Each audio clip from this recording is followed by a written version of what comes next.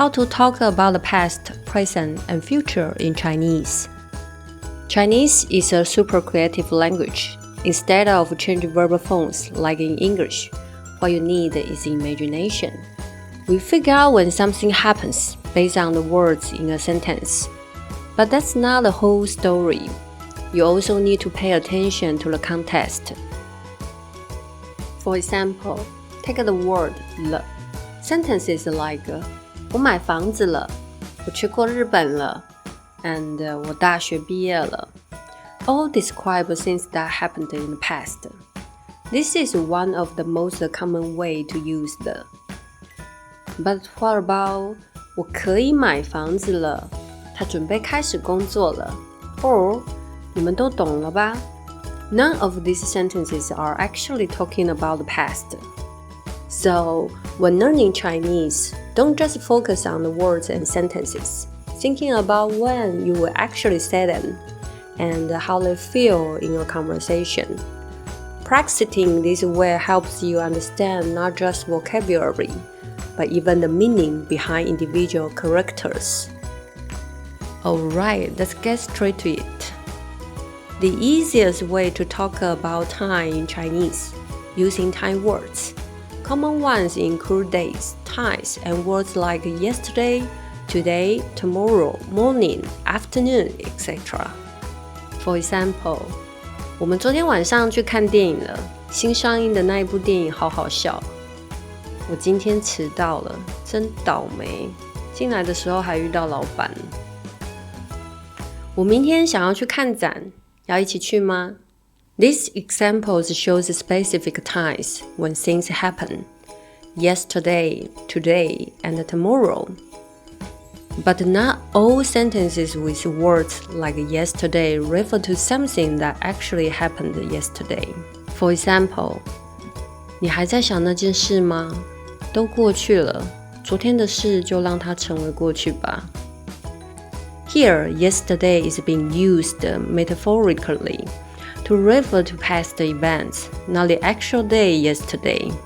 Similarly, tomorrow can be used in a more figurative sense too. For example, 我们这样吵下去也不是办法，我累了，我们可以明天再说吗？ In this case, tomorrow doesn't refer to the actual day, but rather to later or in the future. At this point, you might be thinking, Chinese is so confusing. This way works, that way works. How do I even know what to say? And honestly, that's okay. My advice is, think less. In this part, we are focusing on using time-related words to describe things happening at specific times. You don't have to worry about whether the sentence is past, present, or future tense. Just remember subject plus time-related word plus description, and you will be good to go. Here are some examples. 我们昨天晚上去看电影了，新上映的那一部电影好好笑。我今天迟到了，真倒霉，进来的时候还遇到老板。我明天想要去看展，要一起去吗？我们这个星期有很多会议要开，好累。你下个星期有空吗？我们一起吃饭吧。我们昨晚聊到很晚才睡，今天有点起不来。Another commonly used way to express past, present, and future in Chinese is show the words 了、在 and 要。我吃饭了，王经理下班了，他们搬家了。Using 了 to describe an event that has already happened is very common. It can be used not only to describe the completion of an action, but also to describe a change in state. For example, 天黑了，她怀孕了，变冷了。Don't worry too much about whether the sentence describes the completion of an action or a change in state. The key is understanding the context of the description before the. Let's look at some examples. 我吃饭了 The focus is on eating, meaning I'm full, I've had my meal. 黄经理下班了 The focus is on getting off work, meaning he left, or it's no longer at the office. 他们搬家了 The focus is on moving, meaning they're no longer living here, they've moved to another place. In the example 天黑了 The focus is on the darkness, meaning the time is late, it's getting dark. 她怀孕了 Focus on the pregnancy, meaning she's going to have a baby. 变冷了 Focus on the weather change, meaning it's likely winter or time to wear warmer clothes. The use of 在 is to express the current state, current location, or an event that is happening right now. For example, 我在吃饭，黄经理在会议室开会，他们在搬家。在 can describe not only people, but also objects or events. For example, 这家店在打折，要不要去看看？这本书最近很红，大家都在讨论。这个月的目标在提升产品的品质。In these examples, 在 is used to connect the subject with their current state. Essentially, it shows the subject's present situation. Let's look at them again. 我在吃饭，王经理在会议室开会，他们在搬家，这家店在打折，要不要去看看？这本书最近很红，大家都在讨论。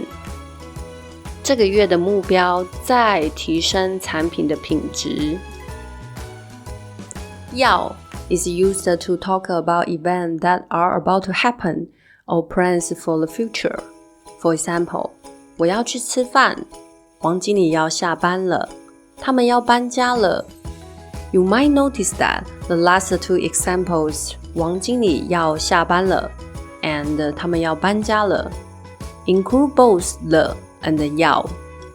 So, are these events that have already happened or ones that are about to happen? Here's how to think about it. 王经理要下班了，他们要搬家了。The 下班了 and 搬家了 indicate a change in state, from working to leave work, or from living here to moving elsewhere. Therefore, these sentences describe events that are about to happen. So 王经理要下班了 means Manager Wang is about to leave work. And 他们要搬家了 means they are about to move. These sentences describe future events, not past ones. Let me emphasize again, when understanding a Chinese sentence, it's not just about the meaning of individual words. The whole sentence matters more. If reading the whole sentence is difficult for you right now, don't worry. You can try breaking the sentence down like I just did. For example, you can break 王经理要下班了 into 王经理要下班了 which makes it easier to understand. Don't worry, this practicing of breaking sentence down is just because you are still getting used to Chinese. After practicing for a while, even without breaking the sentence apart, you will understand the meaning. Now we've been talked about expressing specific points in time and the recent time in Chinese. But what about more abstract time periods? For time periods that aren't tied for a specific moment, we can use 以前 and 以后. These words have two common uses. One is for vague time points, like 我们以前常常一起旅行。这家餐厅以前是一家服饰店。你以前去过美国吗？我们以后还有机会见面吗？你以后想要做什么？我以后想要出国游学。Here, 以前 and 以后 are used similarly to other Thai words. The sentence structure is subject plus 以前 or 以后 plus description. The difference is that Thai words express specific Thai points, while 以前 refers to before the speaking moment, and 以后 refers to after the speaking moment, but the exact time period isn't defined. However, there's an advanced way to use 以前 and 以后 to make the time period more specific. For example, 我们生小孩以前常常一起去旅行。这家餐厅在我大学毕业以前是一家服饰店。你结婚以前去过美国吗？我们分手以后还有机会见面吗？你退休以后想要做什么？我离职以后想要出国游学。By adding a specific event before 以前 or 以后, we can make the time period clear. So up to this point, I've been talked about 3 different ways to express the past, present, and future. I hope this expression have shown you that Chinese doesn't really have tenses. We express time through context. When learning Chinese, I recommend learning vocabulary through sentences and use sentence breakdowns to improve your understanding. This aspect of language can feel overwhelming for beginners, but the structure of Chinese is pretty consistent, from words to sentences. Once you build a solid foundation, your progress will accelerate. The key to learning any language is to watch, listen, and speak more.